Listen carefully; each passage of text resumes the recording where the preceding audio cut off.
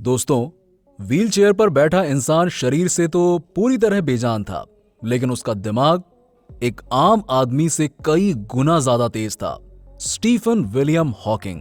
जी हां, Stephen Hawking 1963 में जब महज 21 साल के थे ना, तब डॉक्टर्स ने उन्हें बताया कि उन्हें एक लाइलाज बीमारी है।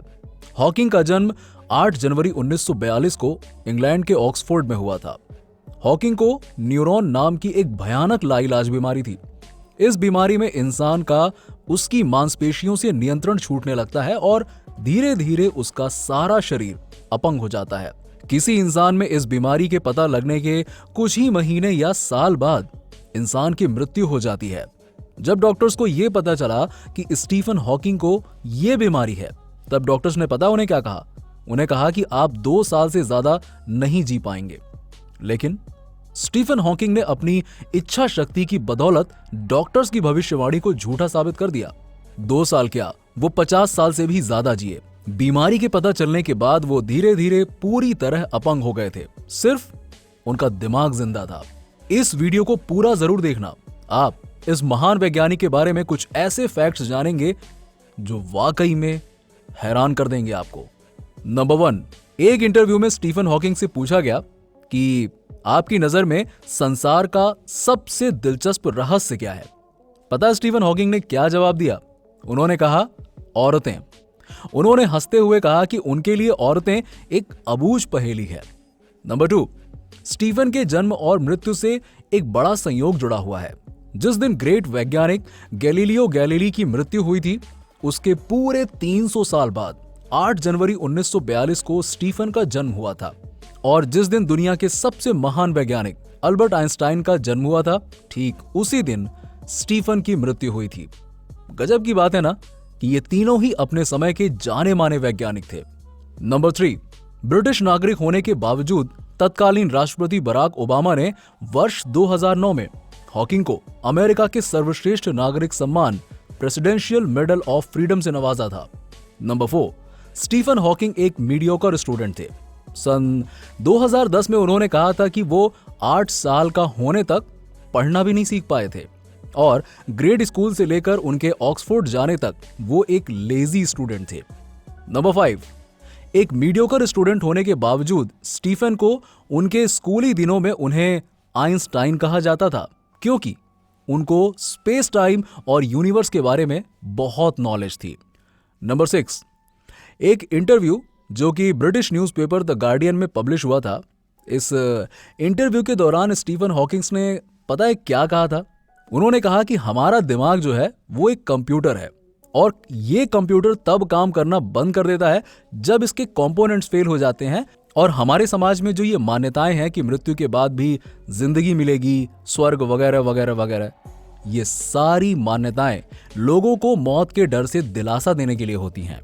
स्टीफन हॉकिंग के इस विचार से मिलता जुलता मिर्जा गालिब का एक शेर है, हमको मालूम है जन्नत की हकीकत, लेकिन दिल को खुश रखने को गालिब ये ख्याल अच्छा है।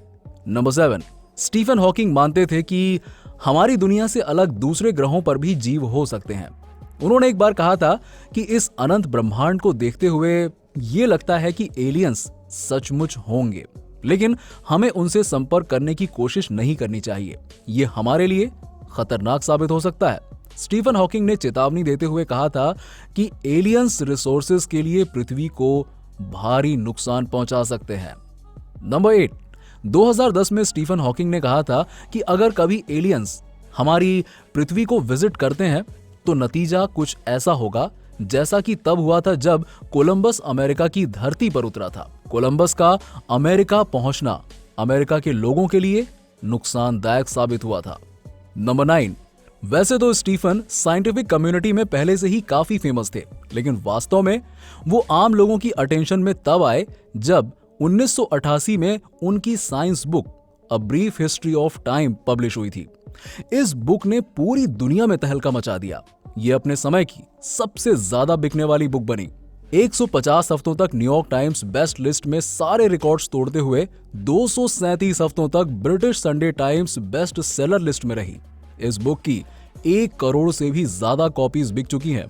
नंबर 10, 2010 में दिए गए एक इंटरव्यू के दौरान उनसे पूछा गया कि आप अपने बच्चों को सलाह क्या देना चाहेंगे।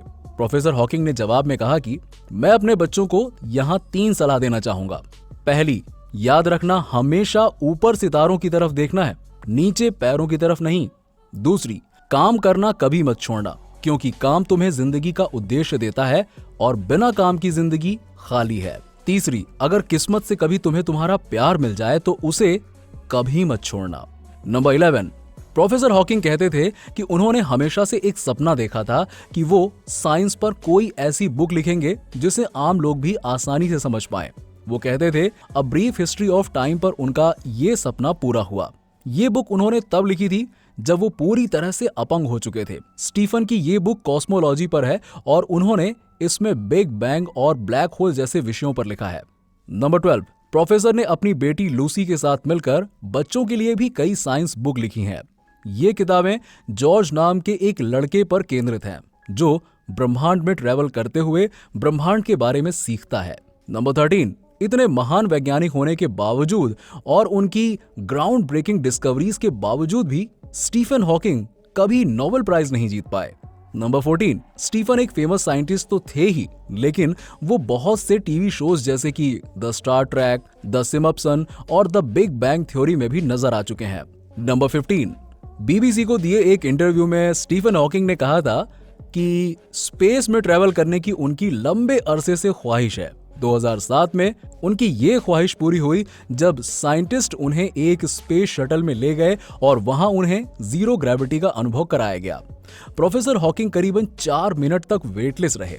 नंबर 16, स्टीफन हॉकिंग ने दुनिया के अंत के बारे में बात करते हुए कहा था कि आर्टिफिशियल इंटेलिजेंस, न्यूक्लियर वॉर, महामारी, क्लाइमेट चेंज और बढ़ती जनसंख्या, ये सभी वो कारण हैं जो दुनिया को अंत की ओर ले जाएंगे। प्रोफेसर ने कहा था कि मुझे लगता है कि मानव जाति के पास खुद का अस्तित्व बचाए रखने के लिए 1000 साल हैं। जब तक कि पृथ्वी मनुष्य के रहने के लिए काबिल ना बने, तब तक हमें पृथ्वी जैसा कोई और ग्रह खोजने की जरूरत है। नंबर 17, लंबी बीमारी की वजह से स्टीफन का शरीर पूरी तरह से बेजान हो गया था। वो ना लिख सकते थे और ना ही बोल सकते थे, लेकिन इसके बावजूद उन्होंने कई किताबें लिखी। ये किताबें उन्होंने अपने स्पीच सिंथेसाइजर की मदद से लिखी। स्टीफन हॉकिंग पूरी तरह से अपंग होने के बावजूद भी इस डिवाइस की मदद से लोगों से बात कर पाते थे। नंबर 18, स्टीफन ब्रिटिश थे, लेकिन उनके स्पीच सिंथेसाइजर में जो कंप्यूटराइज आवाज थी उसका एक्सेंट अमेरिकन था। इस बीच जनरेटिंग डिवाइस में समय समय पर काफी सुधार होते रहे।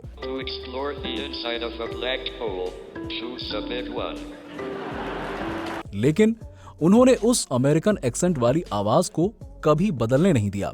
स्टीफन को वो आवाज बहुत पसंद थी और लोगों के बीच भी वो आवाज इतनी फेमस थी कि कोई भी उसे थोड़ा सा सुनकर ये आसानी से बता सकता था कि ये प्रोफेसर स्टीफन हॉकिंग बोल रहे हैं।